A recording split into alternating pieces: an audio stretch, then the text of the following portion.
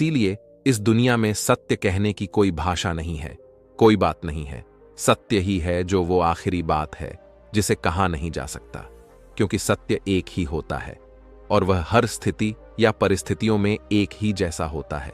जैसे कि तुम्हें जब प्यास लगी थी तो वो प्यास केवल पानी पीने से ही मिट सकती है, ना कि उसकी बातें सुनकर। जब तुम्हें प्यास लगी थी तो उसका अनुभव तुम ही जान सकते हो, परंतु पानी के बारे में बातें तो बहुत हो सकती हैं।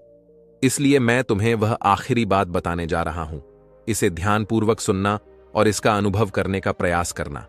आगे वह गुरुवर अपने शिष्य से कहते हैं, भंते, आखिरी बात जो बुद्ध पुरुष अंत में जानते हैं। इतना कहकर वह गुरुवर शांत हो गए। तभी वह शिष्य उन गुरुवर से कहता है, गुरुवर कहिए, मैं सुन रहा हूं, आखिर बताइए ना, क्या बात है। वह शिष्य कई बार यही बात दोहराता रहा, लेकिन उसके गुरु ने कुछ भी नहीं कहा। उस दिन के बाद से उन गुरु के मुख से एक शब्द तक नहीं निकला। देखते ही देखते कई दिन बीत गए, लेकिन अब उस शिष्य को यह समझ नहीं आ रहा था कि आखिर उसके गुरु को क्या हो गया है।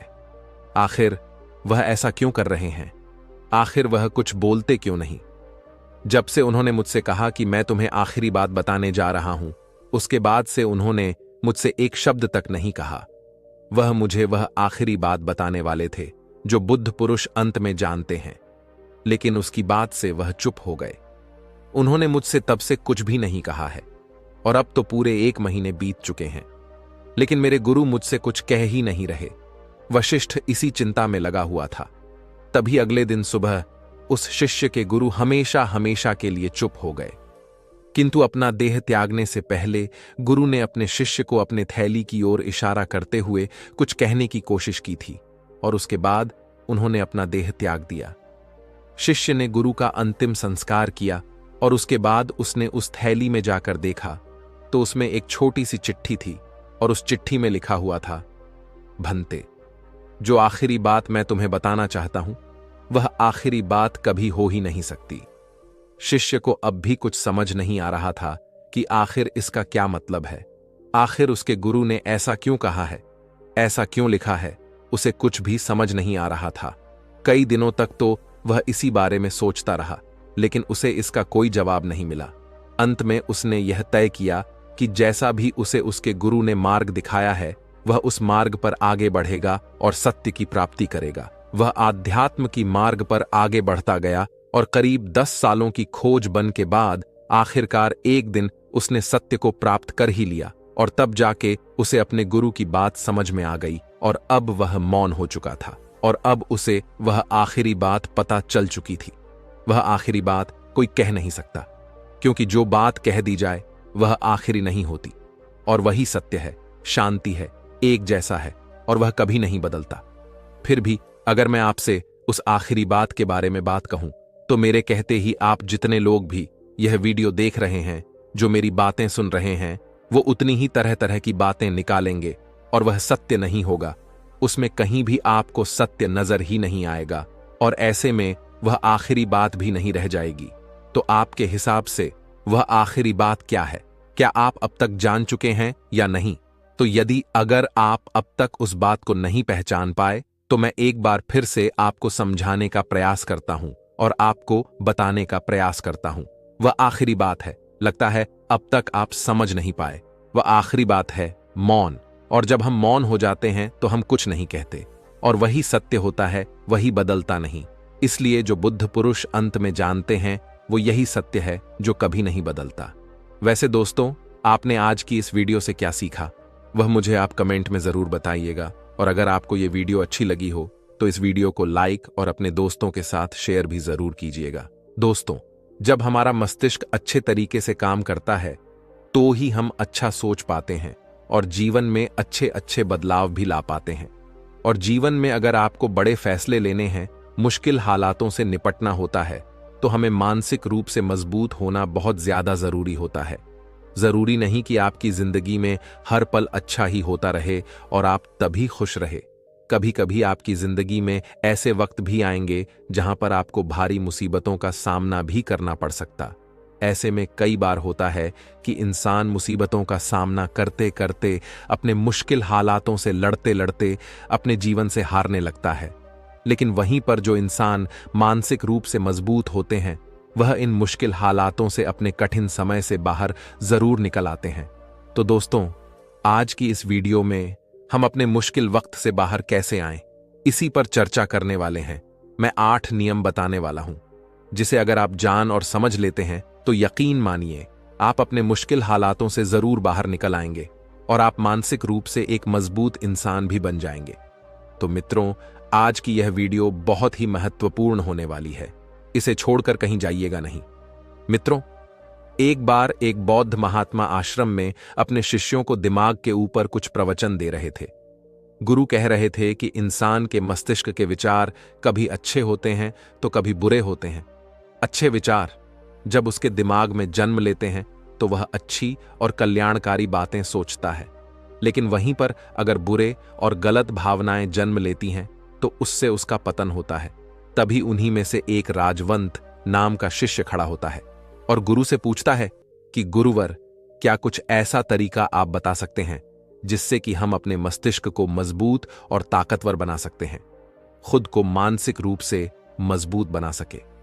गुरु कहते हैं कि अवश्य मैं बताऊंगा, लेकिन उससे पहले मैं कुछ बातें मन पर बता रहा हूं जिसे तुम लोग ध्यानपूर्वक सुनना, तभी जाकर के हम बताएंगे कि मानसिक रूप से मजबूत कैसे बने। तभी तुम सब इस बात को बड़ी ही आसानी से समझ पाओगे। गुरु कहते हैं कि जब भी हम कुछ सोचते हैं तो सबसे पहले वह विचार हमारे मस्तिष्क में जन्म लेते हैं और उसी के अनुरूप हमारा पूरा शरीर कार्य करने लगता है। मान लो कि आप कुछ दुख भरी बातें सोचते हैं तो आप बिल्कुल शिथिल होते चले जाते हैं, आपके शरीर की ऊर्जा कम होने लगती है। लेकिन वहीं पर अगर आप कुछ उत्साह भरी बातें सोचते हैं तो आपके शरीर के अंदर असीमित ऊर्जा बहने लगती है, आप वाकई में ऊर्जावान दिखाई देने लगते हैं।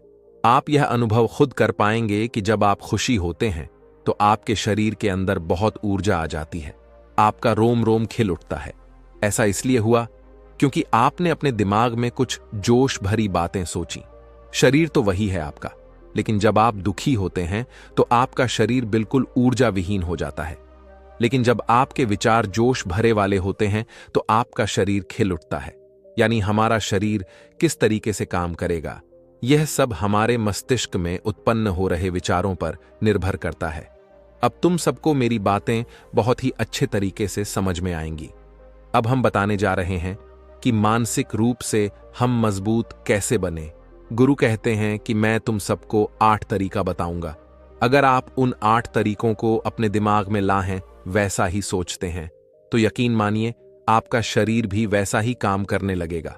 जैसा कि मैं पहले बता चुका हूं कि जब आप दुखी होते हैं तो आपका शरीर ऊर्जा विहीन होने लगता है, लेकिन जब आप खुश होते हैं, आपके दिमाग में अच्छा विचार आया और आप खुश हो गए तो आपके शरीर में अच्छी ऊर्जा बहने लगती है।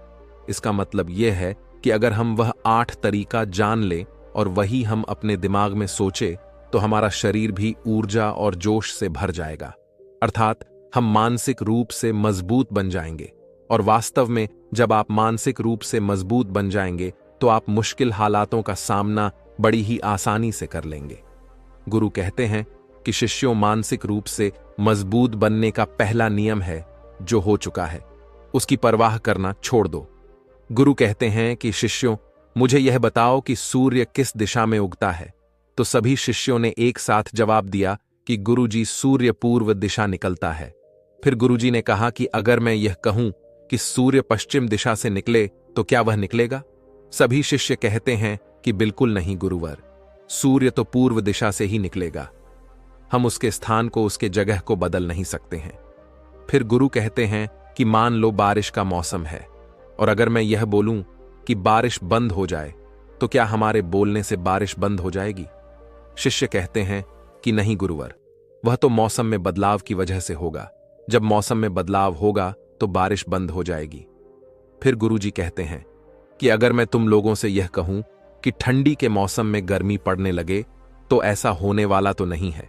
शिष्य कहते हैं गुरुवर, आप ठीक कह रहे हैं, यह कभी नहीं हो सकता कि ठंडी के मौसम में गर्मी पड़े और गर्मी के मौसम में ठंडी पड़ने लगे।